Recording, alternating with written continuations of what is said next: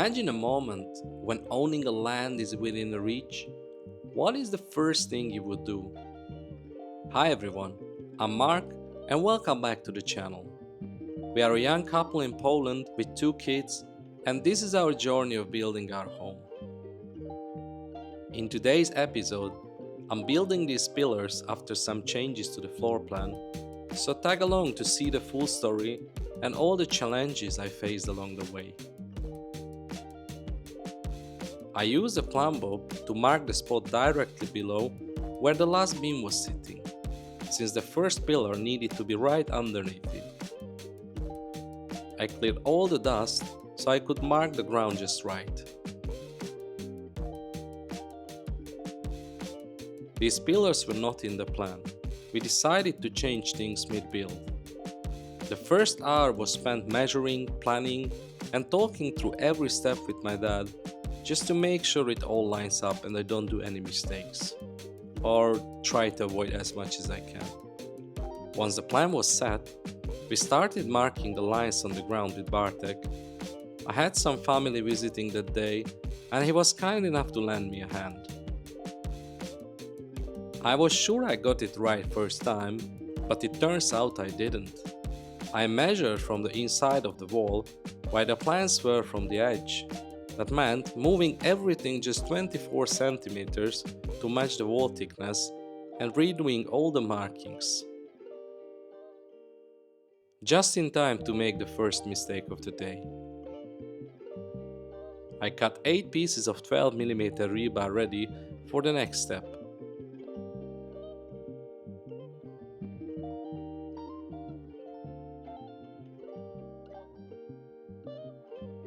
Because of the changes, we added some extra rebars under the future pillars for additional reinforcement. This will help with the load distribution, and since the base of the chimney sits just under these pillars, it shouldn't cause any problems. We used a diamond blade to cut open the concrete, and Bartek took on this job.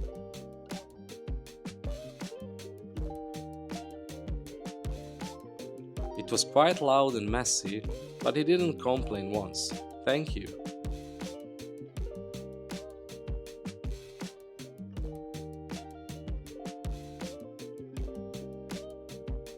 A quick cleanup of the debris, then it was time to mix some concrete by hand. I was too lazy to start the mixing machine, so I just did all by hand. I redrew the lines after they wore down a bit. It's all because of the cutting, sprayed on some water, and then it was time for the concrete.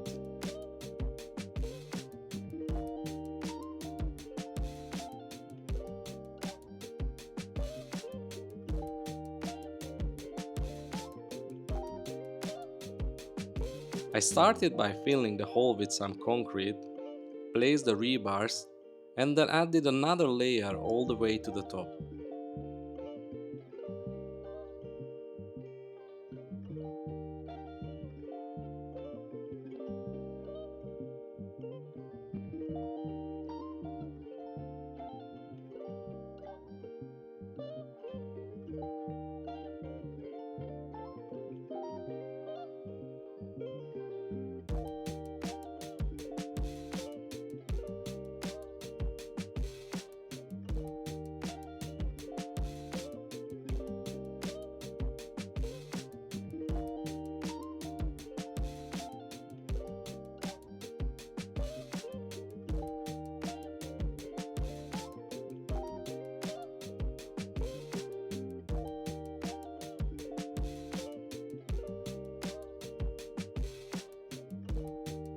Then I prepared, cut, and laid down the bitumen waterproofing layer.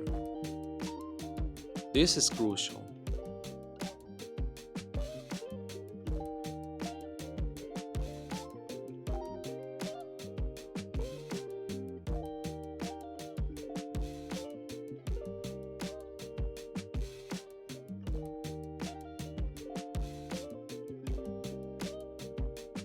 Once it was done, I again had to mark all the lines on the top, so I knew exactly where the formwork blocks would go.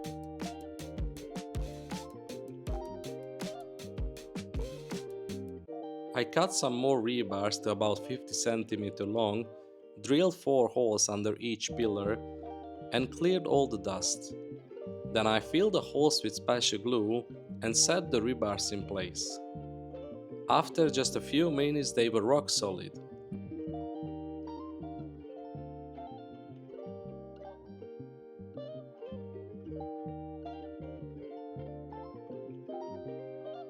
Next, I brushed liquid bitumen around the holes just to make sure that area was fully waterproof. This was necessary because I had drilled the holes and pinched through the bitumen sheets.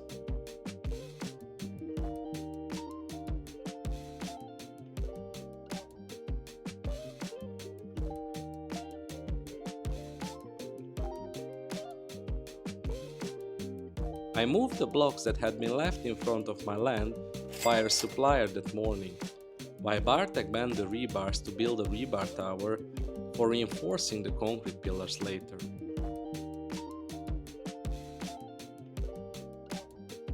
The next step was crucial: laying the first block. They had to be perfectly straight, since this row sets the foundation of everything above.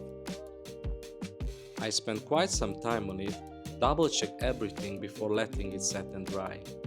I used a thick layer of mortar to get everything in level. With most of the day gone, and my family already off the farm, I used the last of the daylight to finish the rebar cages and lay a few more bricks before calling it a day. The next morning, I tried to figure it out how to make all these pillars completely straight. Since the pillar had to align with the side of the beam, I used a couple of fairly straight wooden boards as a reference to keep it perfectly vertical, which made the work much easier actually. I do recommend this approach.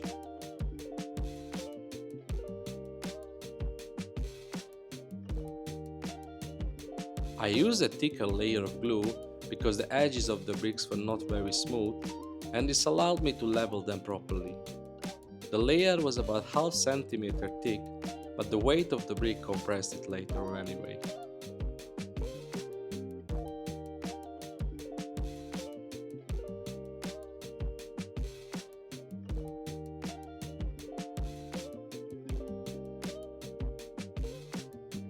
Then came the moment of truth when I checked whether the rebar cage would fit or not, and it actually fit.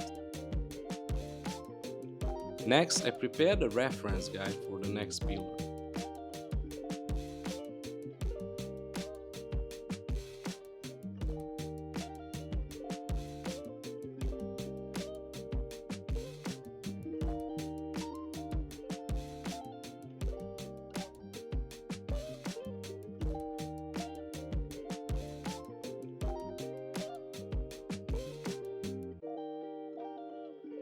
It was time to fire up the concrete mixer and let it do its job. In the meantime, I kept adding blocks to the pillars, and once they reached roughly 1 meter in height, I started filling them with concrete.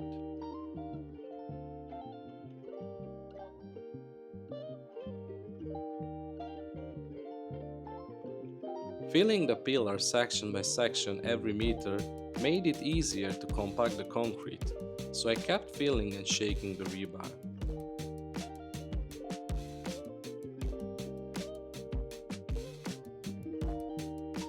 It was time to insert the next rebar cage and carry on, when suddenly something unexpected happened. A voice greeted me from a distance, and a man appeared at my front window, along with a couple of friendly dogs wandering around. To my surprise, it was a local family who had heard about my build and stopped by to say hello. We had a long, pleasant chat, and I showed them around. I was genuinely happy they came to visit me. It was especially funny when I discovered that Callum is half Hungarian and started speaking to me in my own language, which was quite a shock in the middle of nowhere. Definitely not something I would expect. Thank you for stopping by, and I hope to see you again in the future.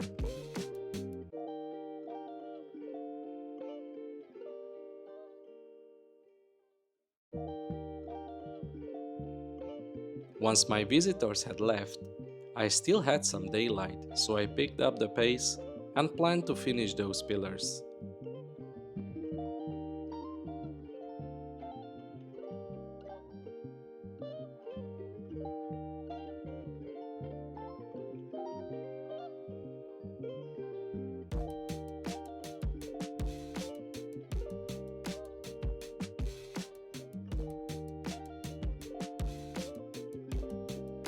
The last block was a bit too high at the first pillar, about half centimeter, so I trimmed with my angle grinder.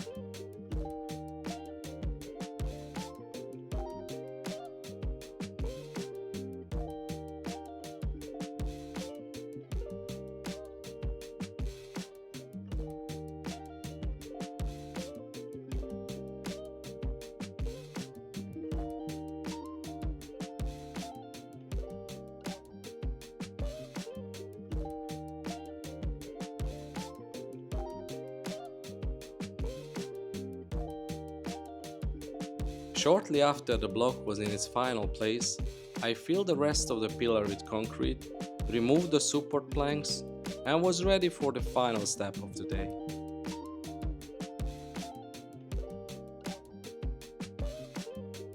I had to place a couple of threaded rods into the concrete before it could set. A little measuring and it was all done.